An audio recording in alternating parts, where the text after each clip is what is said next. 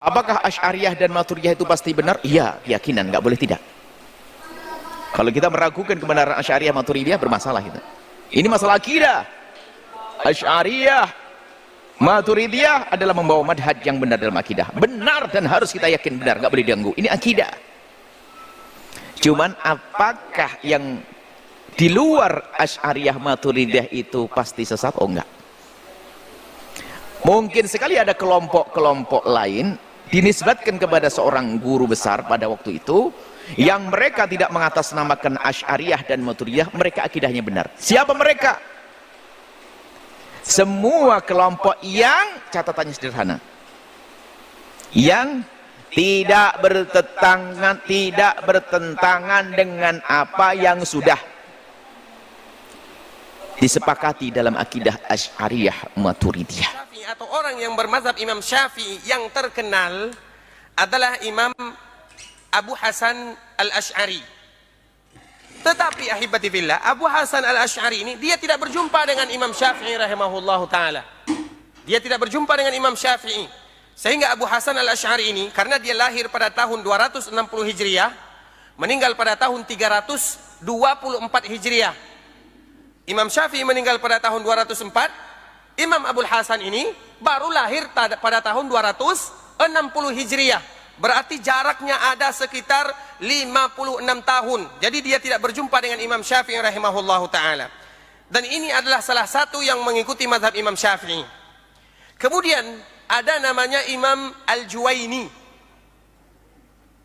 Kemudian ada namanya Imam Al-Ghazali. Dan ini mungkin kita semuanya tahu. Imam Al-Ghazali namanya Muhammad bin Muhammad Al-Ghazali. Kemudian ada lagi yang namanya Imam Ar-Razi. Nah, kenapa kita sebutkan demikian ahibati fillah? Mazhab Syafi'i, mazhab Imam Syafi'i, Asy-Syafi'iyah, orang-orang yang mengikuti mazhab Imam Syafi'i, bukan Imam Syafi'i ya, orang-orang yang mengikuti mazhab Imam Syafi'i ini terbagi kepada dua. Yang pertama al-mutaqaddimun. Yang pertama orang-orang yang di awal-awal. Dan yang kedua adalah orang yang terakhir, mutaqaddimus Syafi'iyah dan mutaakhirus Syafi'iyah. Ada orang yang ada di awal mazhab Syafi'i dan ada orang yang berada di akhir mazhab Syafi'i. Dan biasanya dinisbatkan Imam Syafi'i ini kepada Imam Asy'ariyah, kepada Imam Al-Asy'ari. Biasanya Imam Syafi'i ini dinisbatkan kepada Imam Al-Asy'ariyah. Kapan Asy-Syafi'i, Asy'ariyah, Asy'ariyah ini berubah? Kapan mereka baru berubah? Berubahnya itu baru pada zaman Imam Al-Juwaini, sekitar pada tahun 478 Hijriah. Karena Imam Al-Juwaini ini meninggal pada tahun 478 Hijriah. Nah, pada tahun 478 Hijriah sebelumnya itu mazhab mereka itu masih dekat kepada mazhab Ahlus Sunnah wal Jamaah. Kemudian setelah Imam Al-Juwaini ini, maka mazhab Syafi'i sudah mulai dirombak, sudah mulai dirubah-rubah. Bagaimana bentuk perubahannya? Sebagaimana tadi yang kita sebutkan, al-asma' was sifat, di antara nama dan sifat yang dikatakan oleh Imam Asy-Syafi'i rahimahullahu taala, kita menetapkan sebagaimana yang ditetapkan oleh Allah Subhanahu wa taala. Kemudian dia mengatakan, laisa kamitslihi syai'un wa huwas samiul basir. Kita harus perhatikan baik-baik dua kata yang ada di dalam ayat ini. Kata yang pertama, laisa kamitslihi syai'un. Tidak ada satupun yang sama dengan Allah. Stop. Satu kalimat.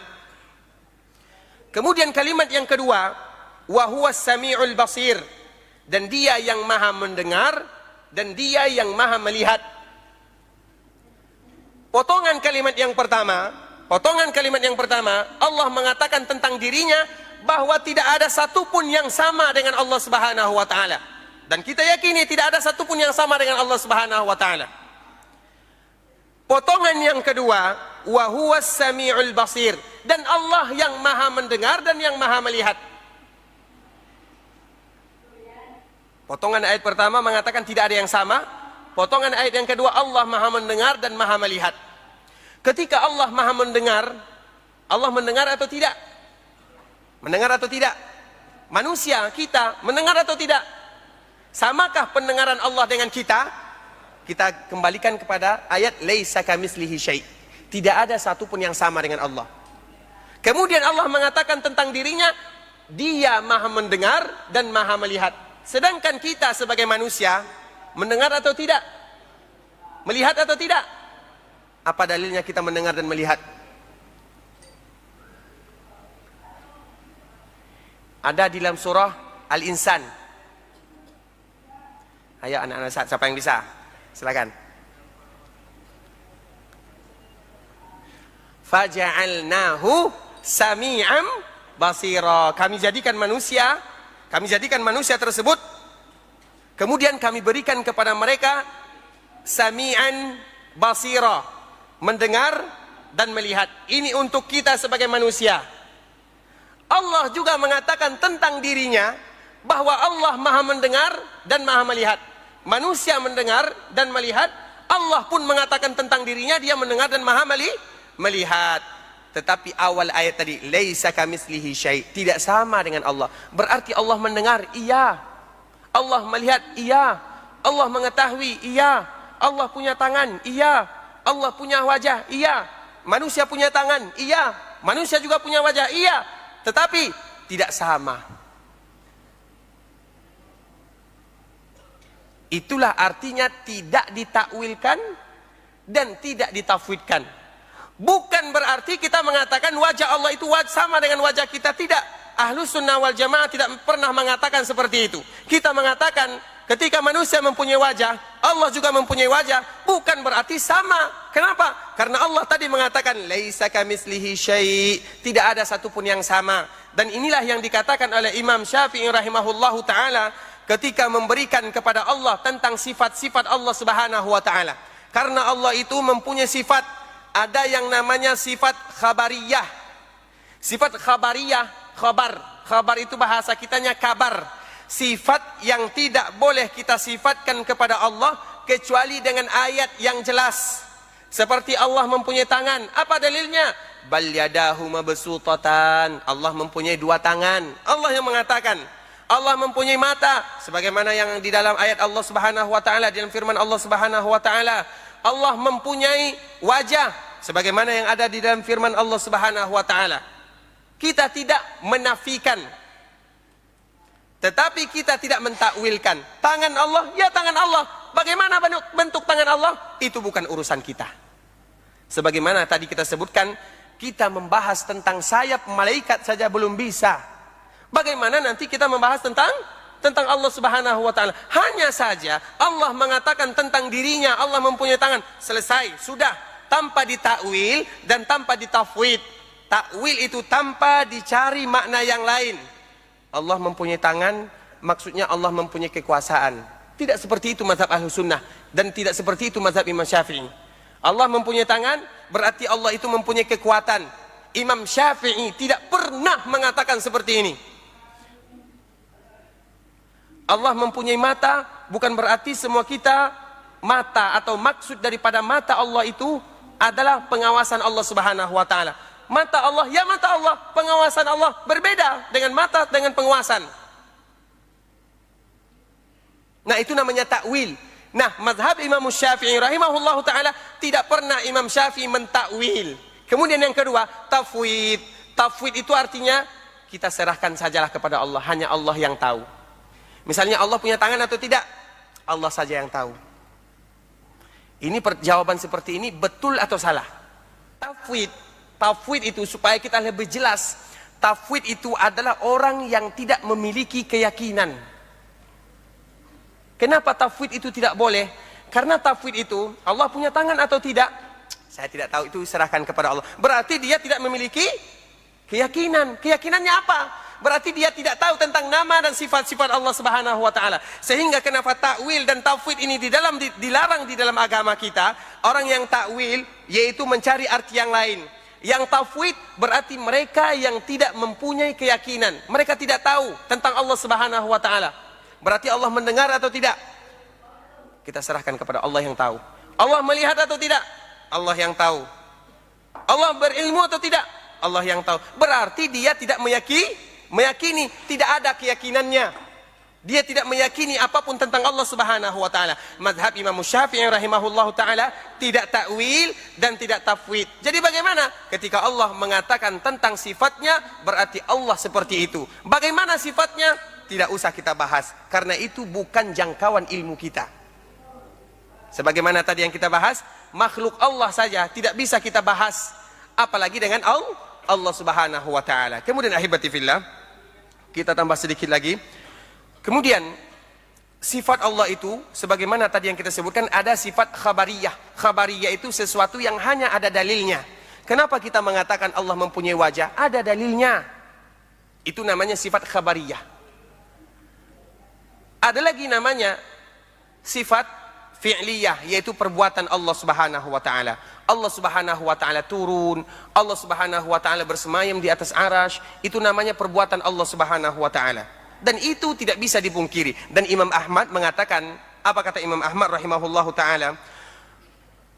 Fa inna allaha fawqa sab'a samawatihi mustawin ala arshihi kama nataqa bihi kitabu. Coba lihat bagaimana Imam Ahmad mengatakan, memberikan pelajaran kepada kita tentang masalah akidah dan mengembalikan kita kepada Al-Quran. Allah berada di atas langitnya, berada di atas 7 langit.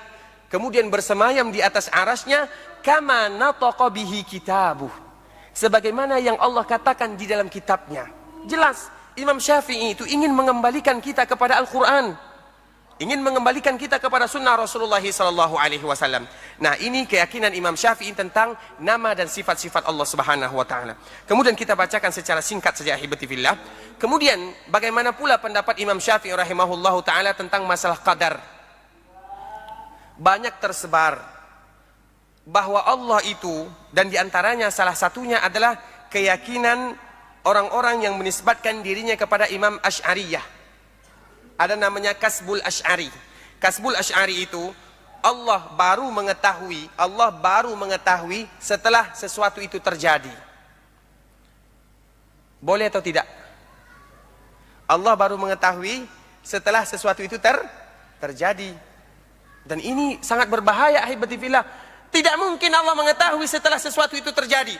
Bahkan kita duduk di rumah Allah Subhanahu wa taala ini, Allah sudah mengetahuinya sebelum Allah menciptakan langit dan bumi bi khamsina alfasanah.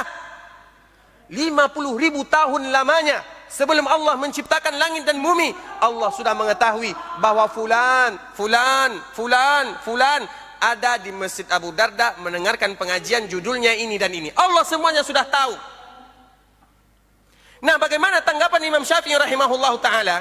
Imam Syafi'i mengatakan sebuah perkataan yang sangat indah. Ma syi'ta kana wa illam asya' wa ma syi'tu illam tasya' lam yakuni. Khalaqtal ibada ala ma alimta fa fil ilmi yajri al fata wal musini. Wa hadha mananta wa hadha khazalta wa hadha a'anta wa hadha lam tu'ini. Fa minhum syaqiyyun wa minhum sa'idun wa minhum qabihun wa minhum hasani. Sebuah bait yang digambarkan oleh Imam Syafi'i yang mengatakan kepada kita bagaimana dahsyatnya mazhab atau akidah Imam Syafi'i di dalam masalah takdir. Ma syi'ta kana wa illam asya'. Ya Allah, apapun yang engkau kehendaki pasti terjadi walaupun saya tidak mengkehendakinya. Wa ma syi'tu illam tasya' lam yakuni. Dan apapun yang saya inginkan, tetapi kalau engkau tidak menginginkannya, maka itu tidak akan terjadi. Khalaqtal ibada ala ma alimta fa fil ilmi yajri al fata wal musini. Ya Allah, engkau menciptakan hamba, engkau menciptakan makhluk ini karena ilmumu. Fa fil ilmi yajri al fata wal musini, karena dengan ilmumu ada pemuda, ada orang tua. Hadza mananta wa hadza khazalta wa hadza a'anta wa hadza lam tu'ini. Yang ini engkau bantu, yang ini tidak dibantu. Yang ini diberikan kelebihan, yang ini tidak. Itu semuanya kembali kepada Allah Subhanahu wa taala. Fa minhum syaqiyyun wa minhum sa'idun wa minhum qabihun wa minhum hasani. Ada mereka yang bahagia, ada mereka yang menderita, ada mereka yang kurang bagus, ada di antara mereka yang bagus. Intinya apa? Semua yang tadi disebutkan oleh Imam Syafi'i semuanya sudah diketahui oleh Allah Subhanahu wa taala. sebelum Allah Subhanahu wa taala menciptakan langit dan bumi bi khamsina alfasana. Hanya saja ini adalah urusan Allah Subhanahu wa taala. Allah yang menentukan takdir. Sedangkan kita, tidak ada di antara kita yang mengetahui takdir kecuali setelah kita lalui. Tidak ada di antara kita yang mengetahui takdir kecuali sesuatu yang telah kita ketahui, dan kita tidak boleh mencari tentang takdir kita. Bisa dipahami? Nah, inilah yang dikatakan oleh Imam Syafi'i rahimahullahu taala. Bagaimana kita ke depannya? Maka itu ada namanya berdoa kepada Allah Subhanahu wa taala agar Allah senantiasa memberikan kepada kita istiqamah, mencari keridhaan Allah Subhanahu wa taala, rajin beribadah. Karena takdir itu kita tidak mengetahui. Makanya kalau ada yang mengatakan ahibati fillah, hai fulan, kenapa kamu tidak pergi salat berjamaah? Ini kan takdir saya. Ini kan takdir saya. Nah, ini tidak cocok dipakai di sini. Coba dia salat, tidak ada. Pernah nggak kita mendengar ada orang yang salat kemudian dia mengatakan ini takdir saya? Tidak pernah. Tetapi yang sering kita dengar, kenapa kamu tidak berpuasa? Kan belum takdir. Kita tidak mengetahui takdir tersebut ahibati fillah. Oleh karenanya itu bukan urusan kita. Urusan kita bagaimana? Kita berharap agar setiap takdir yang ditakdirkan oleh Allah kepada kita adalah semuanya sesuatu yang baik. Itu harapan kita. Makanya di sana ada namanya bagaimana kita berusaha mencari ilmu, duduk di masjid, berkawan dengan orang-orang yang saleh adalah salah satu bentuk kita mengharapkan kepada Allah takdir yang baik. Kemudian ahibati fillah, karena waktu kita tidak terlalu panjang. Kemudian di antara masalah iman. Iman mazhab Imam Syafi'i rahimahullah qaulun wa amalun wa i'tiqad. Perkataan, perbuatan dan keyakinan. 3 sekaligus. Iman yang ada di dalam hati, bagaimana bentuk cara mengeluarkannya? Yaitu dengan perkataan dan perbuatan. Maka salahlah dari sini kita mendengar kalau ada yang mengatakan iman itu di sini. Jadi misalnya kenapa kamu kurang rajin beribadah misalnya? Kenapa tidak rajin beribadah? Kan yang penting iman itu di sini. Yang penting iman itu di dada. Kalau seandainya iman itu di dada ahibati fillah, maka bisa teraplikasikan dengan perbuatan sehari-hari. Kalau kita beriman kepada Allah Subhanahu wa taala, kita harus mentauhidkan Allah. Kalau kita betul-betul beriman kepada Allah Subhanahu wa taala, kita harus beribadah kepada Allah Subhanahu wa taala. Dengan iman kita salat, dengan iman kita berpuasa, dengan iman kita mencari ilmu, dengan iman kita bermuamalah dengan keluarga, dengan muamalah yang baik, dengan iman kita memaafkan, dengan iman kita tidak menzalimi. Karena iman yang ada di dalam hati kita itu akan dikeluarkan dengan perbuatan dan perkataan. Kalau ada di antara kita yang mengatakan beriman, berarti iman dia itu harus diperjelas dengan perkataan dan perbuatan. Jadi tidak cukup iman itu di sini. Betul iman itu di sini, tetapi mana buktinya? Buktinya apa? Yaitu dengan beribadah kepada Allah Subhanahu wa taala. Dan inilah yang dikatakan oleh Imam Syafi'i rahimahullahu taala. Imam Syafi'i di dalam masalah iman tegas. Iman, hati, perkataan dan perbuatan tidak bisa dipisahkan satu sama lain. Kemudian ahibati fillah, tentang akidah Imam Syafi'i rahimahullahu taala, yaitu tentang sahabat-sahabat Rasulullah sallallahu alaihi wasallam. Dan sudah jelas kita akan mengetahui Imam Syafi'i tidak akan pernah mencela sahabat Rasulullah sallallahu alaihi wasallam karena dia sendiri keturunannya bersambung dengan keturunan Rasulullah sallallahu alaihi wasallam. Tetapi sebagaimana tadi yang kita sebutkan, keturunan itu tidak bisa memberikan manfaat kecuali dengan keimanan. Nah, Imam Syafi'i rahimahullahu taala, bagaimana muamalah dia dengan sahabat Rasulullah sallallahu alaihi wasallam? Karena tentang masalah sahabat ada namanya tafdil. Ada salah seorang yang datang kepada Imam Syafi'i, dia mengatakan, "Ya Imam, man afdalun nasi ba'da Rasulillah sallallahu alaihi wasallam?" Siapa manusia yang paling mulia? Maka Imam Syafi'i mengatakan, Abu Bakar. Karena memang Abu Bakar ini adalah manusia yang paling mulia setelah Rasulullah sallallahu alaihi wasallam. Tsumma man?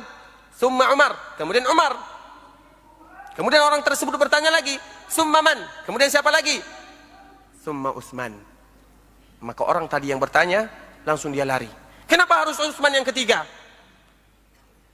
Nah, apabila ada yang mendahulukan Ali dibanding Utsman, berarti dia sudah mengkhilafi mazhab Imam Syafi'i rahimahullahu ta'ala. Karena semua para ulama mereka bersepakat, semuanya mereka bersepakat bahwa fadilah sahabat-sahabat Rasulullah sallallahu alaihi wasallam sesuai tingkatan mereka di dalam memimpin. Abu Bakar, Umar, Utsman dan Ali bin Abi Thalib.